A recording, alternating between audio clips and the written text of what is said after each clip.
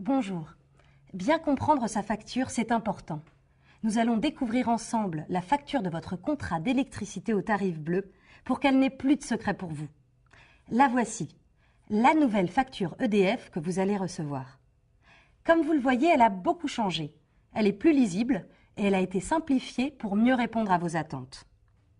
Tout d'abord, connaissez-vous les caractéristiques de votre contrat de fourniture d'électricité tarif bleu ? En fait, c'est un tarif réglementé, fixé par les pouvoirs publics, et qui vous permet de disposer d'une puissance comprise entre 3 et 36 kVA. Maintenant, détaillons chaque élément de votre facture d'électricité et ce qu'il contribue à financer. Le montant TTC de votre facture comporte 4 rubriques. La première, qui s'appelle électricité tarif bleu, la deuxième, intitulée service, la troisième, qui concerne le total hors TVA, et la quatrième, la TVA.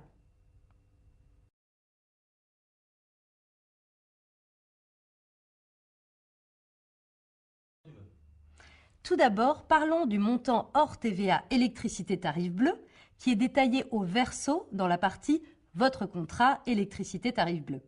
Celui-ci se compose de 1. Votre consommation d'électricité, 2. De votre abonnement et 3. Des taxes et contributions. Commençons par la consommation d'électricité. Cette dernière est définie soit à partir d'une estimation, soit à partir d'un relevé que vous nous transmettez ou qu'un technicien de RDF a noté en relevant votre compteur. EDF vous envoie au moins une fois par an une facture établie sur la base de votre consommation réelle, sous réserve de l'accès à votre compteur. Il faut donc permettre l'accès et le relevé de votre compteur au moins une fois par an. Dans ce cas précis, votre facture a été établie sur la base de vos consommations estimées. L'estimation a été définie à partir de vos consommations réelles antérieures. Parlons maintenant du montant hors TVA de votre abonnement. Il est déterminé par la puissance que vous avez souscrite en fonction de vos usages et de votre installation.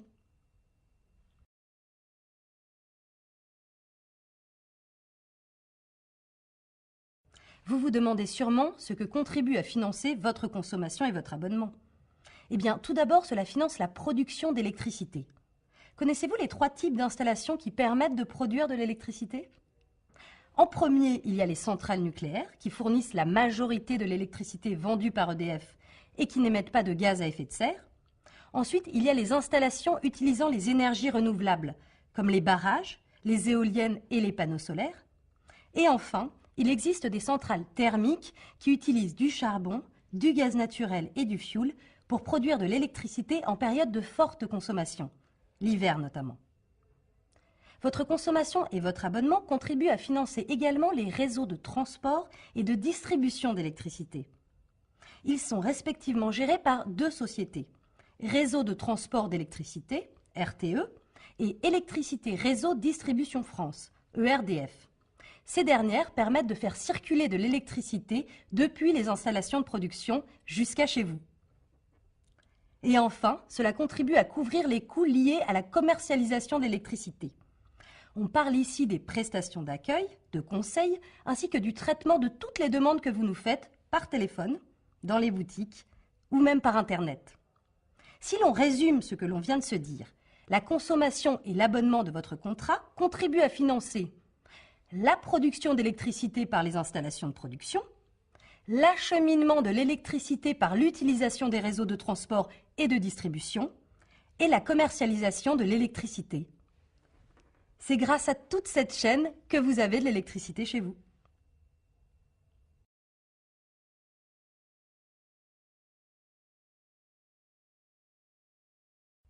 Dans la 3e partie de la rubrique « Votre contrat électricité tarif bleu », il est question de taxes et de certaines contributions.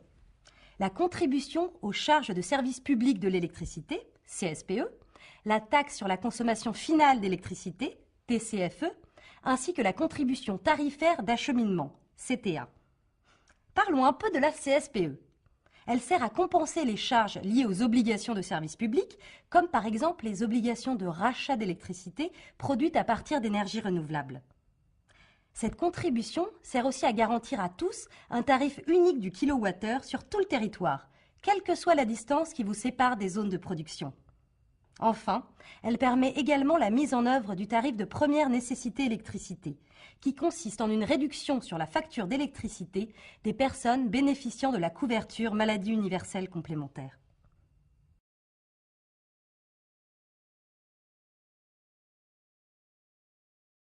Si l'on reprend le verso de notre facture, sous la partie Votre contrat d'électricité tarif bleu que nous venons de voir, vous trouverez les services payants que vous avez éventuellement souscrits, comme par exemple l'assistance dépannage électricité ou le suivi conso.